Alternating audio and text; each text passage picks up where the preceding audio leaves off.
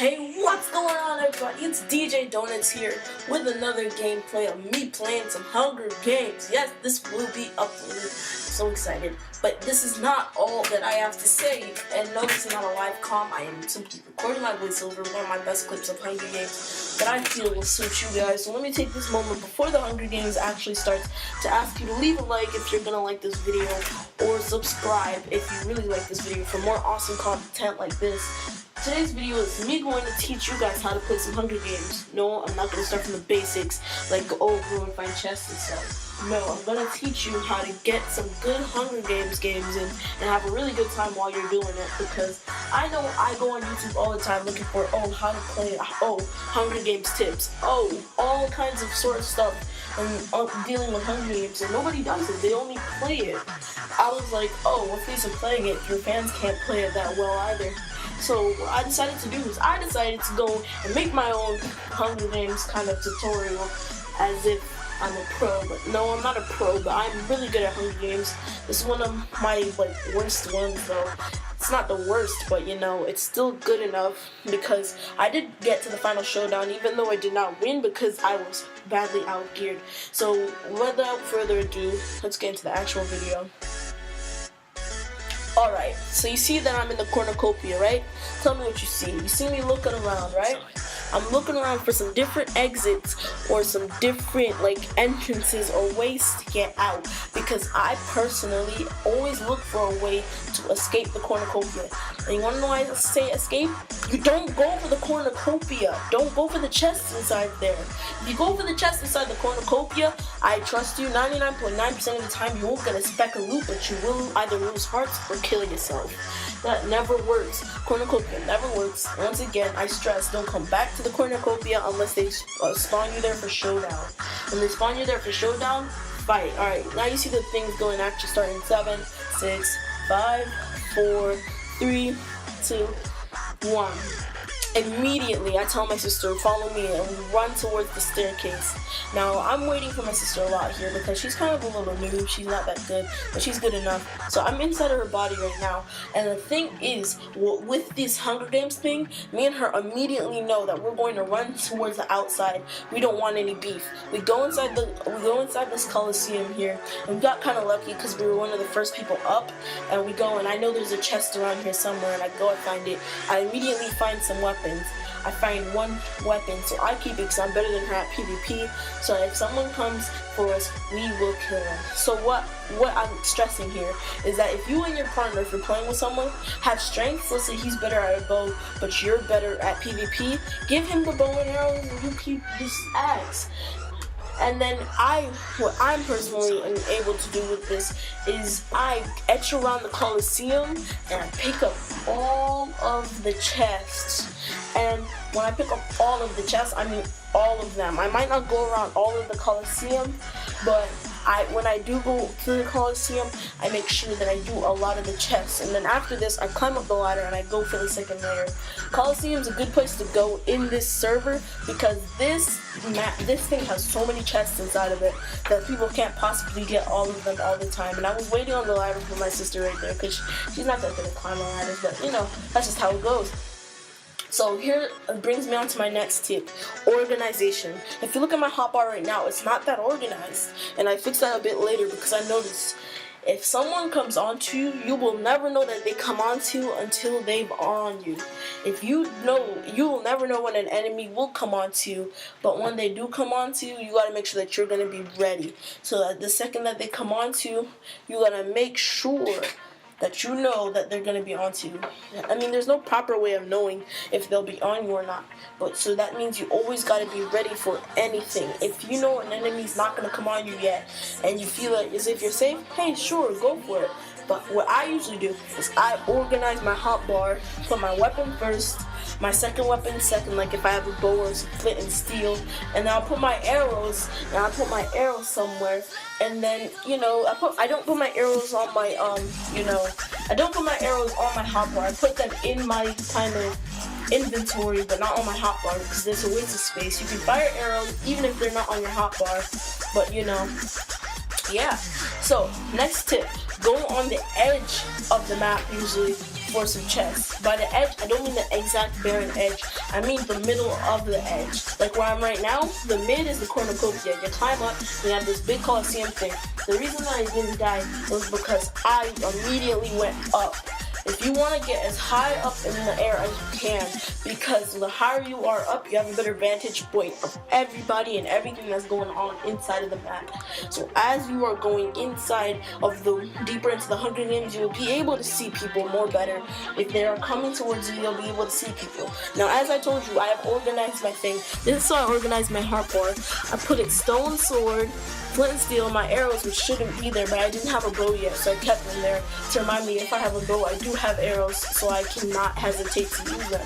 So you'll see in the final countdown, I shouldn't even have had a bow in the first place because I didn't use it at all. I mean, I tried to, but the arrows went flaccid, as they do sometimes in Minecraft. You shoot them and then they go like sideways or something. The arrows are flaccid, but you know, they'll fix that eventually, I hope. So right now, I'm dropping down. You see what I just did right there? Don't ever do that. I mean, if there's no way down or you want a quick way down, sure, do it, but you might not always make it. Here is a prime example, actually, of what you should always do in Hunger Games. Even if you have the item, take it, because you never know when you're going to need it, and someone else could easily have used it better than you can.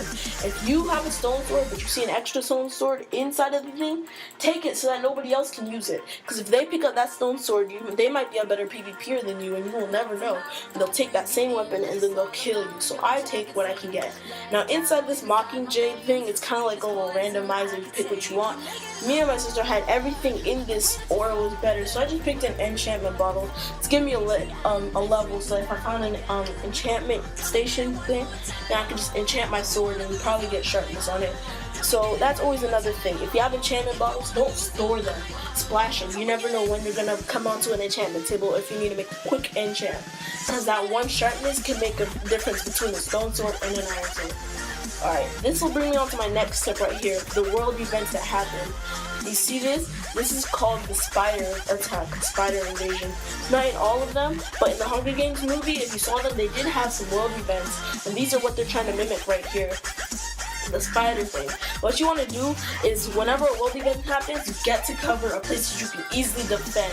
Now, there are two world events displayed in this one, Acid Rain and Spider Attack. The Spider Attack is happening right now, as you can see. Me and my sister did perfect in it. I mean, sure, we were losing health, but we were good. So what happened was we just took a space and held it down.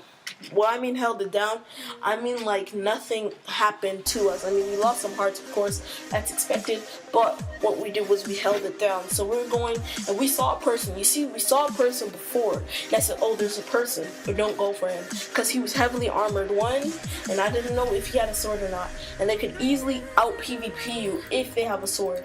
So that's always a good thing to know. Just because you see a person doesn't mean you have to exactly get them, because when you get them, sometimes they're better than you at this game.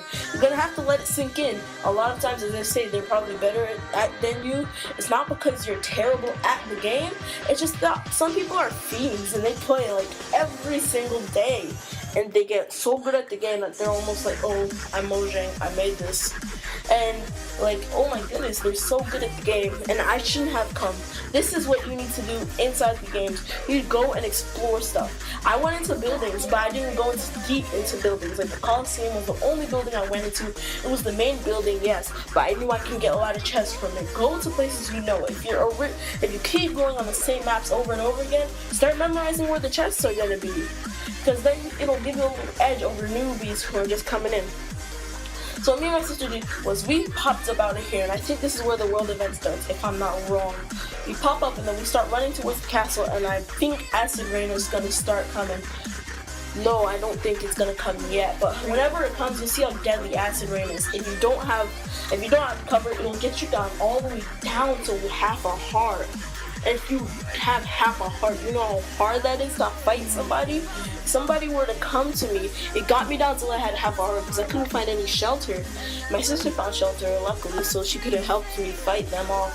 But I only had half a heart in the end, so you might want to stick around to watch that if I don't keep talking in this. So, brings me on to my next tip. If you are low, I think all Minecrafters know what to do. Run. eat as soon as you can and then book it. You want to book it as fast as you can. You want to use your sprint jumps. WW space, hold down space, and keep running. Or that's just the default controls. I don't know if you have a sprint key or something. I highly suggest getting one. My sprint key is currently F, so it's WASD F for me. And I can just WASD. And if I need to sprint, I can move my, my pointer finger over to the F control.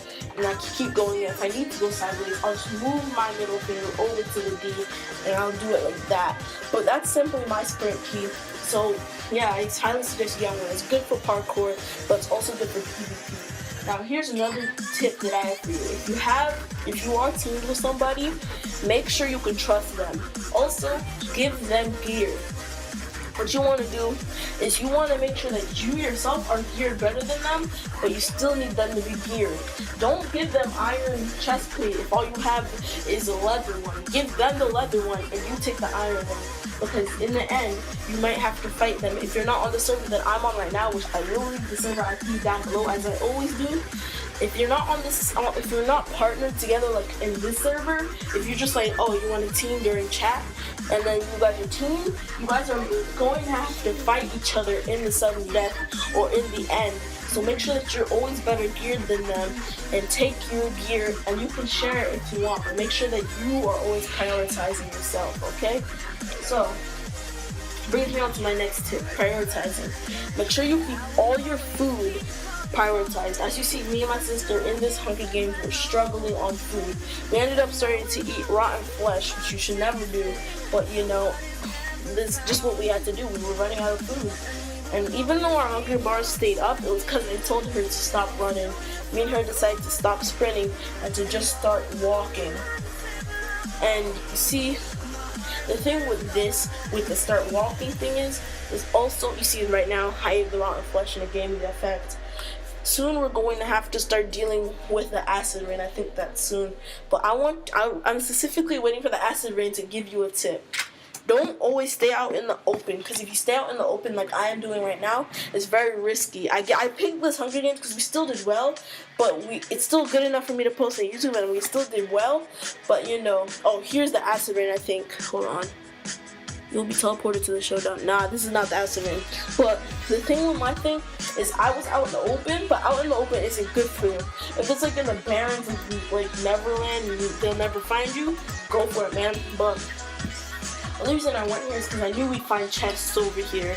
I just didn't know if they would be looted or not. And that's also another thing. Here's the acid rain that I was telling you about. It's highly deadly. You see, it immediately gives you the potion effect, the poison effect. And you have to go, and you have to go, and you have to get to shelter. When I said that 3 times on purpose, because it's so emphasis on this. It brings you down to half a heart.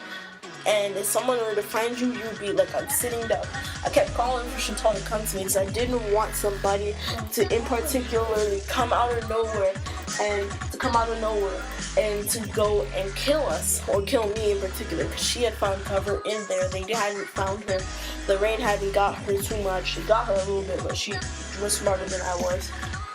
So I find myself in a lot of Hunger Games situations wondering, why do I always get called? Why do I always get picked out of the bunch to, like, as if I'm doing something wrong? And what you need to admit is that you are doing something wrong, so. And any way that you do something wrong and you know you did something wrong, fix it. Like, this is why I'm giving you the tips and tricks video, because I have a lot of tips. Also, keep your hotbar organized, like you see me doing right there. I usually keep my weapon first, then my food, and then my secondary weapons, like my bow, my fishing rod. My fishing rod is not a weapon, but I use it to kind of, if I'm in like a water battle, if I want to boost my partner, I use that to boost my partner. And they'll go and they'll kill the person that will chase them. But oftentimes, I don't like violence in the Hunger Games. Yeah, oh my goodness, how do you have no violence in the Hunger Games? It's just the thing that I don't like doing, because Hunger Games and the violence in the Hunger Games will not work half the time. Half the time in the Hunger Games, the violence doesn't work because you try to do violence, and then they're gonna come and they're gonna kill you. Sorry for moving, excuse me. You'll see you soon. We're coming on the 15-minute mark, and around 16 minutes they're going to teleport us to the showdown, and that's where I have a tip for you, and you'll see us. I'll tell you to regularly go to the underground into the showdown, because the thing what I do with this is that you see the teleporting showdown like 50 seconds or whatever it says, because I can't really see it because I'm watching this through my clips as I'm recording this, my voice over it.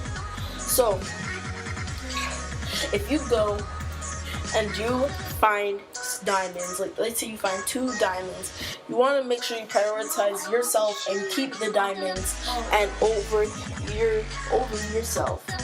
So what you need to do is you need to go and make yourself all the better gear and keep your partner still looking swaggy enough to scare away people, but enough so that you can kill him. They'll be looking at you and be like, I'm afraid of your partner, but I'm more afraid of you, because you obviously have the iron sword and he still has the stone sword. Like I said, if you have a stone sword and you have a wooden sword, don't give your partner the wooden sword, give him the stone sword. If you guys both have stone swords, it doesn't matter. You see how me and my sister are kind of fisting each other now? We're like, yes, it's time to go to showdown. Alright, here, we're at the showdown. Immediately look around you.